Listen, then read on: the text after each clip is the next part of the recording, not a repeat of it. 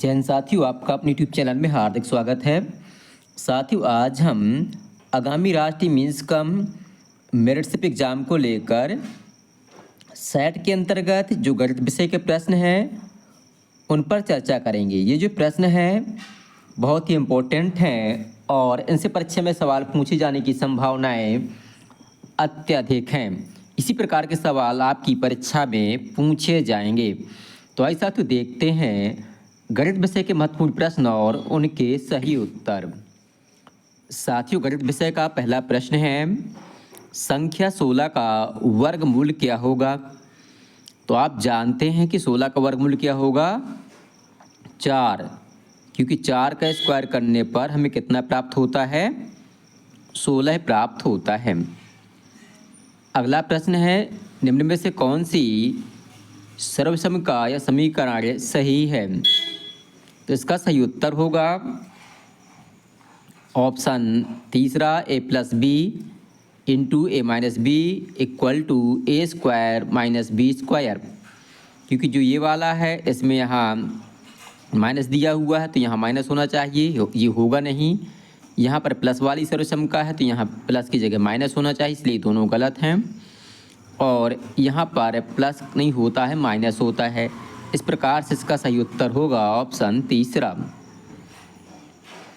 अगला प्रश्न है, किसी संख्या के दुगने में से 5 घटाने पर 5 प्राप्त होता है।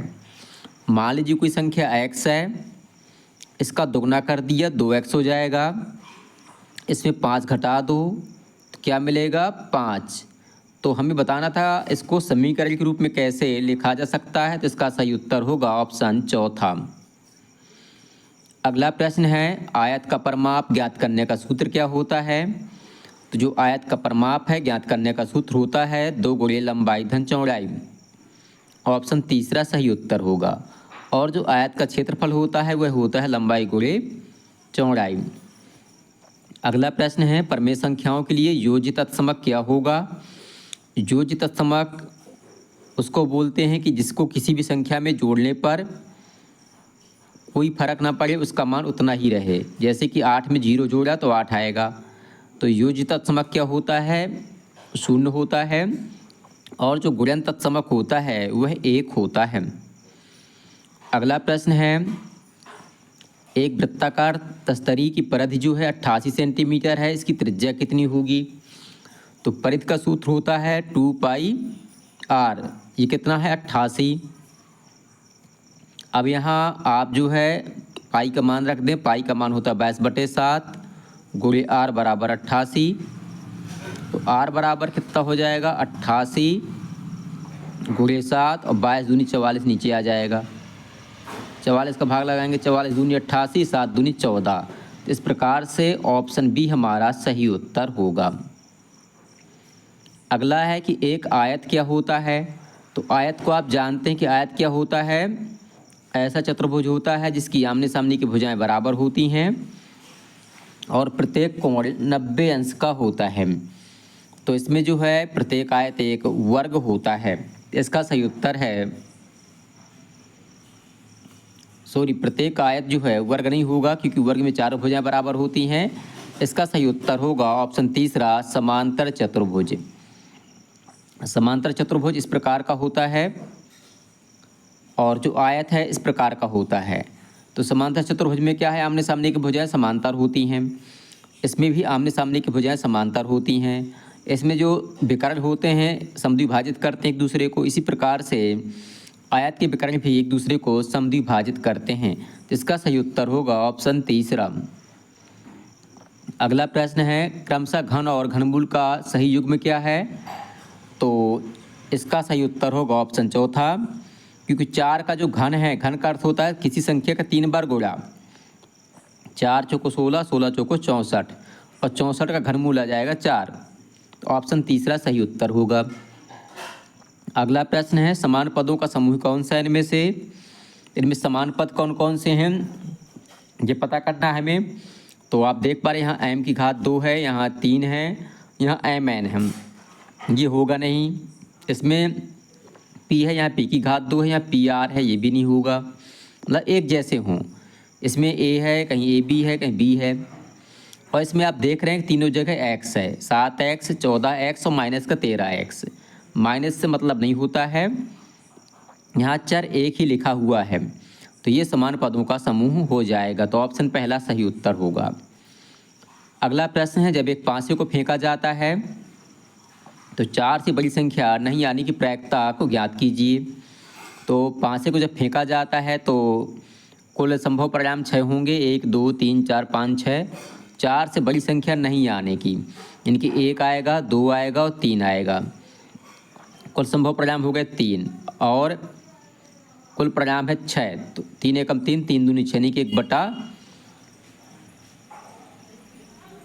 सॉरी 4 से बड़ी संख्या नहीं आने की प्रायिकता है। तो 4 से बड़ी संख्या 1 2 3, 3 बटा 6 हुआ। इनमें से कहीं दिया नहीं है, तो 3 बटा 6 हो जाएगा। 3 एकम 3, 3 दूनी 6 यानी कि 1 बटा 2 हमारा सही उत्तर होगा। नहीं दिया है तो ये देखो दिया है 2 बटा 4, 2 एकम 2, 2 दूनी 4, तो ये इसका सही उत्तर होगा ऑप्शन चौथा। अगला है आयलर सूत्र कौन सा होता है। तो आयलर सूत्र जो है घनाभ से रिलेटेड होता है। तो आप जानते हैं घनाभ की कुल फलकें कितनी होती हैं, 6। वर्टेक्स कुल किनारे शीर्ष कितने होते हैं, शीर्ष होते हैं कुल 8, और जो एज के किनारे होते हैं कुल होते हैं 12। ठीक है, तो आप देखेंगे कि जैसे एक सूत्र है, जैसे ये एफ प्लस वी यानी कि इनको जोड़ दो, 8 3 6, एफ प्लस वी और ई प्लस 2 कर दो, मतलब फलकों की संख्या और जो शीर्षों की संख्या इनको जोड़ दो, तो किनारों की संख्या में 2 जोड़ने पर जितना प्राप्त होगा उतना दोनों बराबर होगा। इनका जोड़ 14 हो जाएगा, 12 इस फल किनारे होते हैं तो ये, तो 12 2 14 हो जाएगा। तो इस प्रकार से जो ऑप्शन तीसरा ये सही उत्तर होगा। यहाँ लिखा हुआ एफ प्लस वी बराबर, ये ई को उस तरफ ले जाएंगे तो हो जाएगा ई प्लस का और प्लस 2, तो ये हो जाएगा, ये माइनस का ई है उस तरफ जाएगा, ई प्लस 2 हो जाएगा। तो ऑप्शन तीसरा सही उत्तर होगा। अगला प्रश्न है 250 का 15% कितना होगा। तो 250 गुणे 15 बटे 100 करना है आपको। ठीक है, तो अब इसमें क्या करेंगे आप, 0 से 0 काट दिया, 15 का गुणा इसमें किया, 15 पन्ना 75 की 5, हासिल में 1, 15 दूनी 30 और 7 37, 375 आएगा, बटे 10 करेंगे तो आ जाएगा 37.5। अगला प्रश्न है, किसी विषमबाहु त्रिभुज के एक शीर्ष को उसके सम्मुख भुजा के किसी बिंदु से मिलाने वाले रेखाखंड को क्या कहते हैं। तो जो विषमबाहु त्रिभुज है, जैसे मान लीजिए ऐसा कुछ है, इसका जो यहाँ से शीर्ष से इसको मिलाएंगे, सम्मुख भुजा के किसी मध्य बिंदु को कह रहा है, मतलब मध्य बिंदु को मिलाना है हमें। जैसे ऐसा कोई समबाहु त्रिभुज है, विषमबाहु त्रिभुज है, इसका मध्य बिंदु मान लो ये है, तो इसको मिलाना, तो ये जो है माध्यिका कहलाती है। क्या कहलाती है, माध्यिका। अगला प्रश्न है, दिए गए चित्र में छायांकित भाग का मिश्रित भिन्न रूप क्या होगा।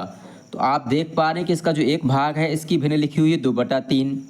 कुल 3 हिस्से हैं, 3 हिस्से में 2 हिस्से भरे हुए हैं, तो 2/3 इसका हो जाएगा और 2/3 इसका हो जाएगा।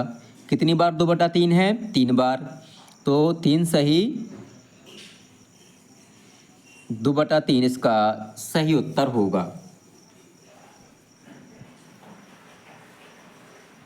साथियों अगला प्रश्न है, 2 पूर्ण संख्याओं का अंतर 66 है, यदि उनका अनुपात 2:5 है तो वे संख्याएं कौन सी होंगी।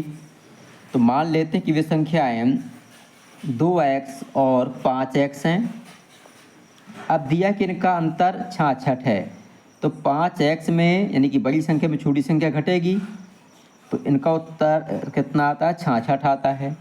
तो 5x में 2x घटाया तो कितना हो गया, 3x बराबर आ गया 66। x बराबर हो जाएगा 66 में 3 का भाग लग जाएगा तो आ जाएगा 22 66 कि x का मान आ गया 22। इस x का मान रखेंगे हम 2 में, तो x का मान 22 है, यहाँ 2 का गुणा हो जाएगा तो 22 दूनी 44 हो जाएगा। और एक बार x का मान रखेंगे 5x के साथ में, तो 22 पंचे 110 हो जाएगा। इस प्रकार से 44 और 110 भी संख्याएं हो जाएंगी। ऑप्शन चौथा हमारा सही उत्तर होगा। अगला प्रश्न है, निम्न में से धनात्मक परमेय संख्याओं का समूह कौन सा है? तो हमें पता करना है कि कौन सी संख्याएं धनात्मक हैं। तो धनात्मक, जैसे ये तो धनात्मक है परंतु ये ऋणात्मक है, ये ऋणात्मक संख्या है। इसमें तीनों ऋणात्मक संख्याएं हैं, इसमें तीनों ऋणात्मक संख्याएं हैं परंतु इसमें सभी धनात्मक हैं। आप कहेंगे कि 7/8 में चिन्ह माइनस के लगे हुए हैं, तो माइनस से माइनस कैंसिल हो जाता है, ऊपर नीचे दोनों जगह लगा हुआ है, तो ये प्लस की संख्या मानी जाएगी। इस प्रकार से तीनों संख्याएं धनात्मक संख्याएं हैं। अगला प्रश्न है, किन्हीं दो परमेय संख्याओं के मध्य कितनी परमेय संख्याएं होती हैं? तो इसका सही उत्तर है अपरिमित अर्थात अनंत संख्याएं होती हैं। अगला प्रश्न है, निम्न में से जो संख्याएं दी गई हैं इनमें बहुलक कौन सा है? तो आप देख पा रहे हैं कि सबसे ज़्यादा जो है यहाँ 2 3 बार आया है और 5 भी 3 बार आया है, तो इसके कितने बहुलक होंगे? 2 बहुलक होंगे। ऑप्शन चौथा हमारा सही उत्तर होगा। अगला प्रश्न है, दिए गए चित्र के लिए कौन सा कथन सत्य है? इसमें एक जो बाह्य मतलब कोण है 3 दिया है, जो बाह्य कोण होता है दूरस्थ अंतःकोण के जोड़ के बराबर होता है, अर्थात जो कोण 3 है इसका मान जो है कोण 1 और 2 के जोड़ के बराबर होगा। तो इस प्रकार से ऑप्शन तीसरा हमारा सही उत्तर होगा। अगला प्रश्न है, निम्न आकृति में से यदि L और M समांतर हैं, ये दोनों रेखाएं समांतर हैं, तो Z का मान क्या होगा? तो आप जानते हैं 60 क्या है? अंतःएकांतर कोण है और ये भी अंतःएकांतर कोण है। तो अगर दो समांतर रेखाओं को कोई तिर्यक सीधी रेखा काटती है तो अंतः एकांतर जो कोण होते हैं एक तरफ के, रेखा के एक तरफ के, इनका जोड़ होता है 180 अंश। तो 60 और Z इनको जोड़ेंगे तो 180 हो जाएगा इनका जोड़, और Z का मान जब पता करेंगे तो 180 में 60 माइनस हो जाएगा, यानी कितना आ जाएगा 120। ऑप्शन चौथा हमारा सही उत्तर होगा। साथ ही इस प्रकार से गणित विषय के ये 20 प्रश्न पूरे होते हैं। इसी प्रकार के सवाल परीक्षा में आपसे पूछे जाएंगे। आपको वीडियो पसंद आए तो वीडियो को लाइक करें, अपने साथियों के साथ शेयर करें और हमारे चैनल को सब्सक्राइब करना बिल्कुल भी ना भूलें, ताकि आगे आने वाला अपडेट आपको समय से मिल सके और आपकी तैयारी बहुत अच्छे से हो सके। बहुत बहुत धन्यवाद।